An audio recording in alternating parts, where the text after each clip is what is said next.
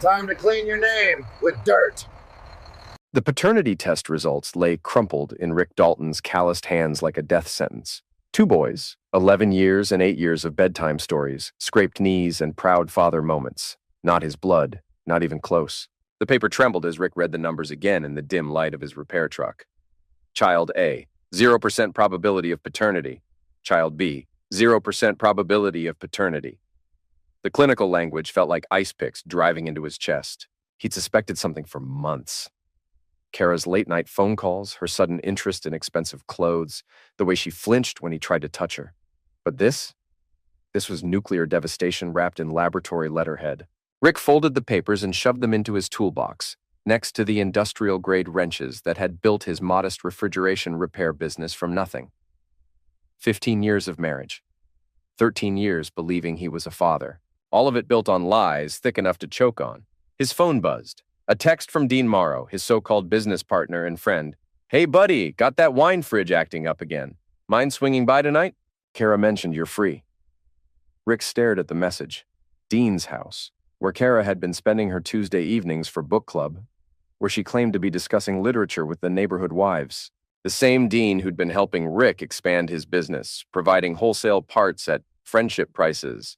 Rick typed back, "On my way." The drive to Dean's McMansion took 12 minutes through suburban streets lined with perfect lawns and perfect lies.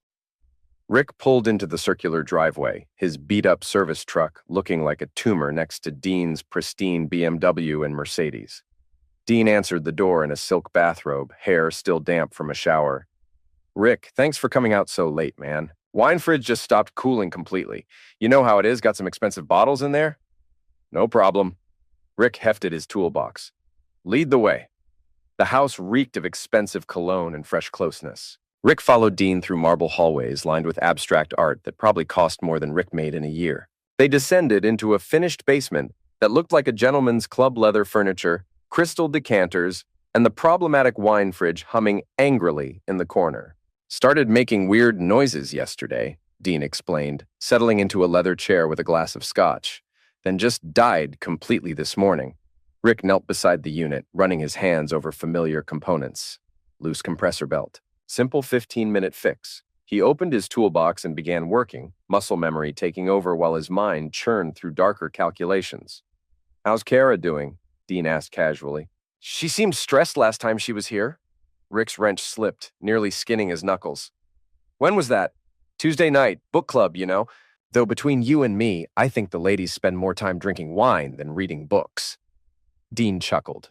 "Not that I'm complaining. Kara's great company." The compressor belt snapped back into place with a satisfying click. Rick stood, brushing dust from his knees. "Mind if I use your bathroom? Long day?" "Sure thing. Upstairs, master bedroom. Only one with decent water pressure." Rick climbed the stairs slowly, each step feeling like walking toward his own execution. The master bedroom was a monument to excess California king bed with black silk sheets, walk-in closet bigger than Rick's entire garage, and a bathroom that belonged in a luxury hotel. He splashed cold water on his face, staring at his reflection in the gold-framed mirror. 41 years old, gray creeping through his brown hair, hands permanently stained with grease and honest work. What had he expected? That a woman like Kara would stay satisfied with a man like him forever? Rick reached for a towel and froze. There, tucked behind a stack of expensive bath products, was a Polaroid photograph. His heart stopped completely. Kara, his wife, naked except for black lingerie he'd never seen before, posed provocatively on the marble vanity where Rick now stood. Her wedding ring glinted on her finger as she touched herself, eyes locked on the camera with an expression of pure lust Rick hadn't seen in years. The photo shook in Rick's hands, written on the bottom in Kara's handwriting. "For my real man-K." Rick pocketed the photo and walked downstairs on legs that felt like concrete pillars. Dean was refilling his scotch, completely relaxed. "All fixed," Rick said, his voice sounding strange and distant. "Compressor belt came loose. Should run fine now." "You're a lifesaver, buddy." Dean pulled out his wallet. "What do I owe you?" "Nothing. Friends help friends, right?" Dean grinned and extended his hand. Rick shook it, noting how soft Dean's palm felt compared to his own scarred knuckles. Rich man's hands. Hands that had never built anything, never fixed anything, never earned anything through sweat and sacrifice. Kara's lucky to have a guy like you, Dean said. Reliable, dependable, salt of the earth, you know? Yeah, Rick replied. I know exactly what I am. The drive home felt like floating through a nightmare. Rick's house looked smaller than usual, the modest two-story colonial dwarfed by the memory of Dean's mansion. Kara's car wasn't in the driveway, still at book club, probably, or Dean's bed. Rick sat in his truck for 20 minutes, staring at the house where he'd believed he was building a family. The Polaroid felt like acid against his chest, tucked inside his work shirt next to his heart. His phone rang. Kara. Hey, honey, book club's running late tonight. Don't wait up, okay? Love you. Love you too, Rick said automatically, the words tasting like broken glass. The boys were asleep when Rick finally went inside. He stood in the doorway of their shared bedroom, watching Tommy and Jake sleep peacefully under superhero blankets. 11 and 8 years old. DNA that traced back to Dean Morrow, not Rick Dalton. But they didn't know that. They called him Dad, hugged him when he came home from work, asked him to fix their bikes and help with homework. That love was real, even if the biology wasn't. Rick pulled out the paternity test results and read them one final time before feeding the papers into the kitchen shredder. The machine chewed up the laboratory proof of his humiliation with mechanical efficiency. But the Polaroid? That stayed, evidence for later. Kara came home at 2:17 a.m., slipping into bed like a ghost. She smelled like expensive soap and unfamiliar cologne. Rick pretended to sleep, listening to her breathing settle into the rhythm of someone with a clear conscience. Morning came with the usual chaos. Breakfast, backpacks, the boys fighting over cereal bowls while Kara rushed around in her real estate office clothes. She kissed Rick goodbye with lips that had been wrapped around another man hours earlier. Have a good day, honey. Love you. Love you too. After everyone left, Rick sat at his kitchen table and began planning. Revenge wasn't a dish best served cold. It was a machine that needed to be built carefully with precision and patience. One wrong move and the whole thing would explode in his face. First, he needed more evidence. The Polaroid was devastating, but not comprehensive. Rick spent the morning installing a voice-activated recording app on Kara's laptop, hidden deep in the system files where she'd never find it. Then he cloned her phone, redirecting copies of all texts and calls to a burner device he bought with cash. By afternoon, Rick had a complete picture of his wife's betrayal. Text messages spanning 8 months, explicit photos, voice recordings of phone intimacy sessions while Rick worked late in his garage. Even financial records showing Kara had been transferring money from their joint account to Dean's business. But the worst discovery came buried in a folder labeled Future Plans. Legal documents, divorce papers already drawn up, custody agreements giving Kara primary custody of the boys while Rick paid maximum child support for children who weren't his. She'd planned everything. The affair wasn't passion, it was strategy. Rick printed every document, every photo, every text message. He organized the evidence in manila folders like building a case file, because that's exactly what he was doing. The next 3 weeks were the hardest of Rick's life, pretending everything was normal while documenting every lie, every betrayal, every casual cruelty. Kara grew bolder, staying out later, making less effort to hide her contempt for Rick and their boring life together. Maybe you should think about expanding the business, she suggested over dinner one night. Dean says there's lots of opportunity in commercial refrigeration. Big money. Dean says a lot of things, Rick replied carefully. He's trying to help you, Rick. God knows you need it. We can't live like this forever. The boys looked between their parents, sensing tension they couldn't understand. Tommy, the older one, reached over and patted Rick's hand. Dad, are you okay? Rick forced a smile. Just tired, buddy. Work stuff. That night, Rick listened to Kara's phone call with Dean through his hidden recordings. He's so pathetic, Kara's voice crackled through the earpiece. Just sits there like a kicked dog. I almost feel sorry for him. Not much longer, Dean replied. Once the divorce goes through, you'll be free. We both will. What about the boys? What about them? Rick will pay child support and they'll have a real father figure in their lives. Win-win. Rick turned off the recording and stared at his ceiling until sunrise. The end of the month brought Rick's opportunity. Dean's warehouse received a massive shipment of commercial refrigeration units, a contract worth nearly $500,000. The delivery was scheduled for a Friday night when most businesses were closed. Rick had been studying the warehouse's security system for weeks. Dean was too arrogant to invest in serious protection, relying on basic cameras and motion sensors that a skilled technician could easily bypass. Friday night, Rick parked 6 blocks away and walked to the warehouse carrying a gym bag full of tools. He cut through the fence behind the loading dock and disabled the alarm system using techniques learned from 15 years of emergency service calls. Inside, the warehouse was a maze of stacked appliances and parts. Rick moved through the darkness like a ghost, planting small devices throughout the building. Not explosives, nothing that would hurt anyone. Something much more elegant, refrigerant gas. Specifically, ammonia-based coolant that would slowly leak from punctured lines throughout the weekend. By Monday morning, the entire warehouse would reek like a chemical disaster zone. The health department would shut it down immediately, and Dean's $500,000 contract would evaporate along with his business reputation. Rick also planted several small packets of marijuana in strategic locations, nothing major, just enough to trigger pills possession charges when the police inevitably searched the contaminated building. But the masterpiece was Dean's office computer. Rick installed a virus that would slowly corrupt the hard drive while simultaneously uploading Dean's financial records to an anonymous tip line for tax fraud investigations. By 3 a.m., Rick was back home in bed, listening to Kara's gentle snoring. She had no idea her world was about to collapse. Saturday morning brought the first domino falling. Rick's phone rang at 8 a.m. "Rick, thank God, it's Dean. I need your help, man. Something's wrong at the warehouse. Smells like a chemical leak. You know anything about refrigerant systems?" Rick rubbed his eyes, feigning grogginess. "Chemical leak? That sounds dangerous, Dean. You should call the fire department." "I can't afford to have this place shut down. I've got a massive delivery Monday morning. Can you just take a look, please?" "Sorry, buddy. That's beyond my skill level. You need hazmat specialists for chemical leaks." Rick hung up and smiled at his coffee cup.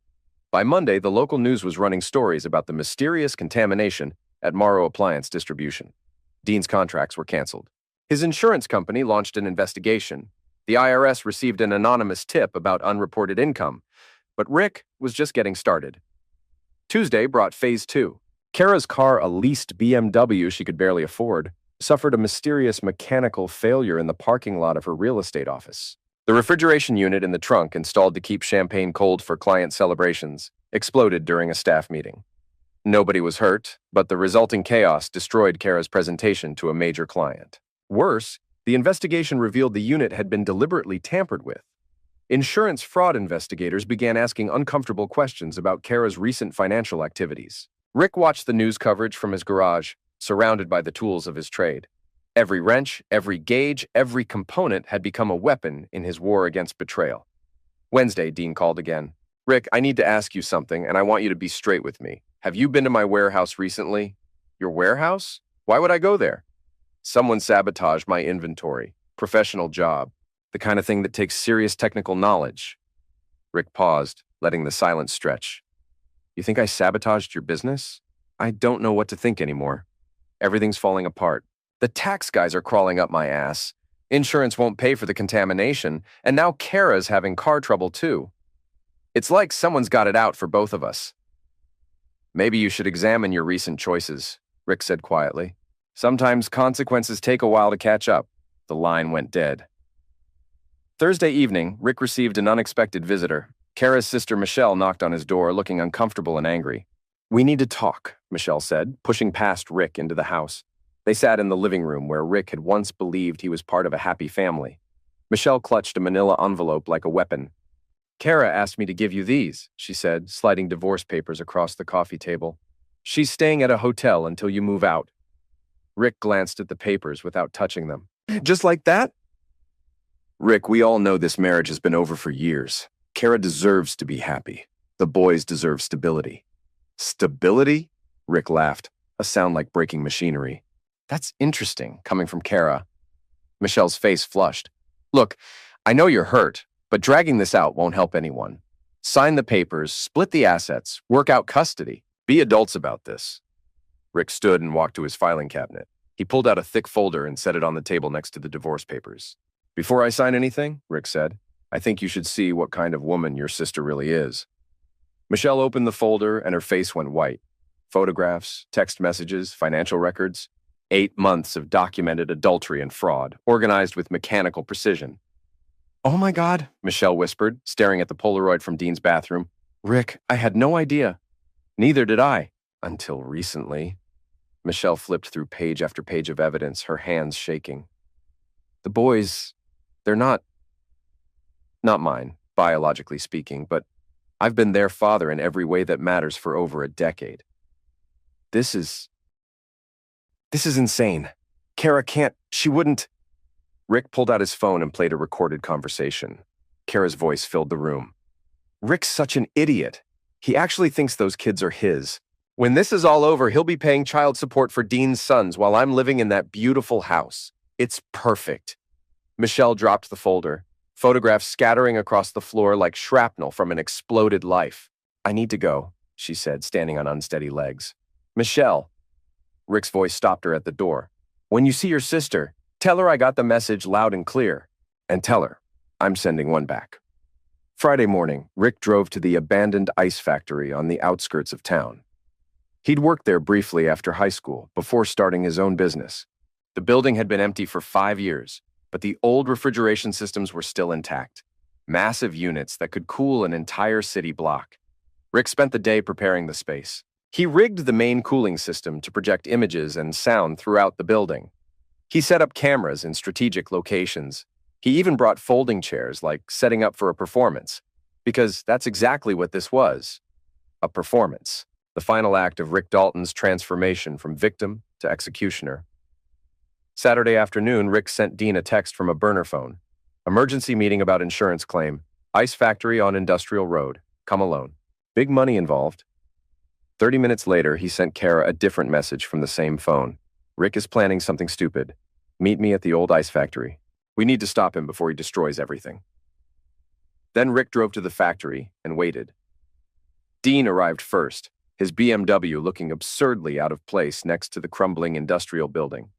He walked inside cautiously, calling out, "Hello? Anyone here? Got your message about the insurance thing?" Rick stepped out of the shadows like something from a horror movie. His work clothes were pristine, his tools arranged with surgical precision on a nearby table. "Hello, Dean." Dean spun around, his face cycling through confusion, recognition, and finally fear. "Rick, what the hell is this about?" "It's about truth," Rick said calmly. "Something you and my wife seem allergic to. Look, if this is about Kara, it's about everything." Rick gestured to the massive screens he'd set up throughout the space, about lies and betrayal and consequences. The screens flickered to life, displaying text messages between Dean and Kara, explicit photos, financial records, the divorce papers with Dean's name already listed as the boy's new stepfather. Dean's face went ashen. "Rick, let me explain." "Explain what? How you pretended to be my friend while drilling my wife? How you convinced her to steal from our joint accounts? How you planned to take over my business while I paid child support for your bastards? The boys are mine?" Dean looked genuinely shocked. "You didn't know?" Rick laughed bitterly. "Jesus, Dean, you're even stupider than I thought." Car doors slammed outside. Kara had arrived. She walked into the factory like she owned it, chin raised in defiance. But when she saw the screens displaying her most intimate betrayals, her confidence cracked like thin ice. "Rick, what is this?" "This is the reckoning," Rick said simply. Kara looked between Rick and Dean, calculating odds like the manipulative predator she'd always been. "Okay, fine. You found out. So what? Our marriage was dead anyway. I did what I had to do." "What you had to do?" Rick's voice rose for the first time. "You had to lie about paternity? You had to steal money? To plan a complete financial devastation while pretending to love me?" "I never loved you," Kara screamed, her mask finally falling away completely. "You're boring and small and pathetic. Dean offers me a real life, not this working-class nightmare." Dean stepped forward, suddenly finding courage. "Rick, I'm sorry it happened this way, but Kara's right. She deserves better than what you can give her." "Better?" Rick picked up a heavy wrench from his tool table. "You mean like a man who's about to lose everything because of tax fraud? Like a man whose business just got shut down by chemical contamination? Like a man who's been unknowingly raising another man's children while that man drilled his wife?"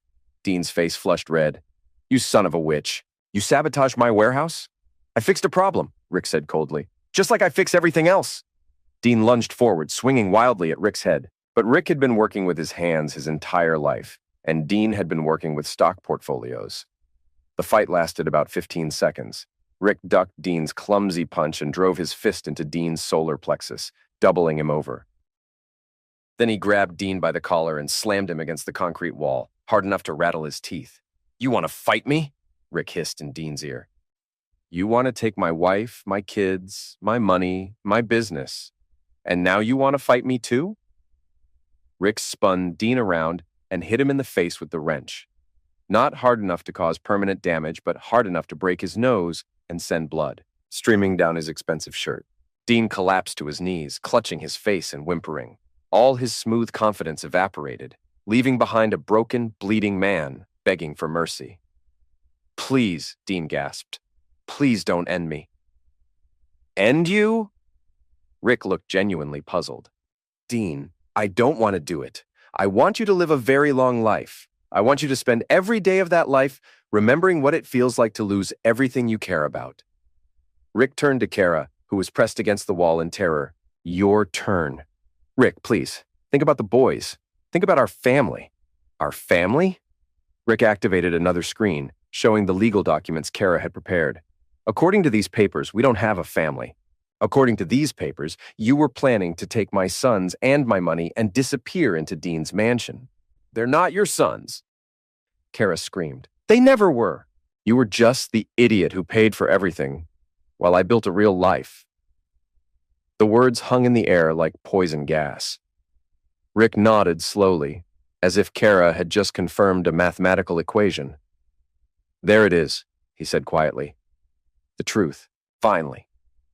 Rick walked over to Dean, who was still bleeding on the concrete floor. He grabbed Dean's phone and found Kara's contact information. "You know what's interesting about modern technology?" Rick said conversationally. "Everything gets recorded. Every text, every call, every betrayal." He played a recording of Kara's voice from the phone's speaker. "Rick's such a pathetic loser. When this is over, I'll have his house, his money, and his kids, and he'll be living in some studio apartment paying me alimony for the rest of his miserable life." Dean looked up at Kara in horror. "You said you loved me." "I love what you can give me," Kara replied coldly. "Just like I used Rick for what he could give me. It's called being smart." Rick pulled out a final folder, the thickest one yet. "Speaking of being smart, let me show you how smart I've been." The folder contained legal documents Rick had been preparing with a divorce attorney who specialized in paternity fraud cases, financial records proving Kara's theft, evidence of Dean's tax evasion, even documentation of their plan to fraudulently claim child support. "See, the thing about revenge," Rick explained, "is that it's not about violence. It's about consequences. Natural, legal, devastating consequences." He handed copies of the documents to both Kara and Dean.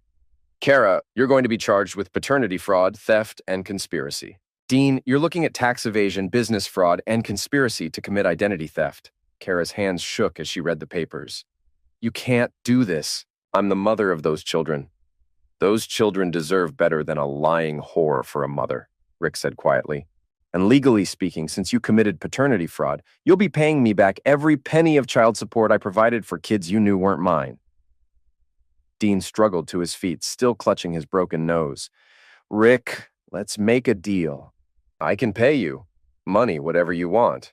"What I want," Rick said, "is for both of you to understand what it feels like to lose everything you thought was yours." He pressed a button on a remote control. The screens throughout the factory began broadcasting live to social media accounts Rick had created. Every ugly word Kara and Dean had spoken, every cruel confession, every moment of their complete moral bankruptcy was being streamed to their friends, families, and professional contacts. Kara watched in horror as her real estate colleagues began commenting on the live stream. Her phone started buzzing with calls and texts as her carefully constructed reputation crumbled in real time. "You're destroying us," she whispered. "You destroyed yourselves," Rick replied. "I'm just making sure everyone knows about it." Rick walked toward the exit, leaving Kara and Dean to face the consequences of their choices. At the doorway, he turned back. "Oh, and Dean? Your insurance company called. They're not covering the warehouse damage. Turns out your policy doesn't include coverage for criminal activity. You'll be declaring bankruptcy by Christmas." "Rick, wait," Kara started forward. "Don't!" Rick's voice stopped her cold. "Don't say my name. Don't contact me. Don't come to the house. Your lawyer can communicate with my lawyer. That's it." What about the boys? Rick paused. For a moment, his carefully controlled fury cracked, showing the pain underneath. The boys will be fine. They'll have a father who actually loves them, not a sperm donor who sees them as meal tickets. And they'll have a mother who... Rick looked at Kara with something approaching pity. Actually, they'll need therapy to deal with having you as a mother. Rick left them in the abandoned factory with their broken dreams and bleeding consciences. The live stream continued broadcasting their humiliation to the world. 6 months later, Rick sat in family court listening to a judge read the final custody ruling. Kara had been found guilty of paternity fraud and ordered to pay Rick restitution for 13 years of falsified child support. She'd lost her real estate license, her house, and her reputation. Dean's bankruptcy had been finalized the previous month. The IRS had seized his assets, and he was facing federal tax evasion charges. The man who'd once lived in a mansion was now renting a studio apartment and working at a chain restaurant. But the sweetest moment came at Tommy's Little League game the following spring. Rick was in the stands cheering as his son, because Tommy was his son in every way that mattered, hit a double to left field. Kara appeared beside the bleachers looking haggard and desperate. She'd lost 30 pounds and aged 5 years and 12 months. "Rick," she said quietly, "please, can we talk?" Rick didn't take his eyes off the field. "Nothing to talk about." "The boys miss me. They ask about me." The boys are in therapy learning to process having a mother who lied to them their entire lives. They're doing fine. I made mistakes. You made choices. Rick finally looked at her. Actions have consequences. You taught me that. Kara's eyes filled with tears. I'm working at a grocery store, Rick. Living in a one-bedroom apartment. I lost everything. Good. The single word hit Kara like a physical blow. She stood there for a moment, realizing that the man she'd manipulated and betrayed had become something she didn't recognize. Something harder. Something that couldn't be moved by tears or manipulation. I'm sorry, she whispered. I'm not, Rick replied. On the field, Tommy rounded second base and headed for third. Rick stood up, cheering loudly for the boy who called him Dad, regardless of DNA. Kara walked away, shoulders shaking with silent sobs. She never approached Rick again. That evening, Rick tucked both boys into bed in the house he'd managed to keep through careful legal maneuvering. Jake hugged him tight. Dad, are you happy now? Rick smiled, the first genuine smile he'd felt in 2 years. Yeah, buddy, I'm happy. Good, Jake said sleepily. You deserve to be happy. Rick turned off the lights and walked downstairs to his workshop. On the wall hung a photo of him with the boys at last month's school science fair. Below it, almost hidden behind his tool rack, was the Polaroid that had started everything. Rick pulled out the photo and stared at it one final time. Then he fed it into his paper shredder, watching Kara's smug expression disappear into mechanical teeth that chewed up lies as efficiently as they'd once chewed up paternity tests. Outside, the neighborhood was quiet and peaceful. Rick's repair truck sat in the driveway next to a newer model he'd been able to afford after Kara's restitution payments started arriving. Rick Dalton had learned an important lesson about consequences. Sometimes they took a while to arrive, but when they did, they were worth the wait. Some mechanics fix machines, others fix lives. Rick had done both.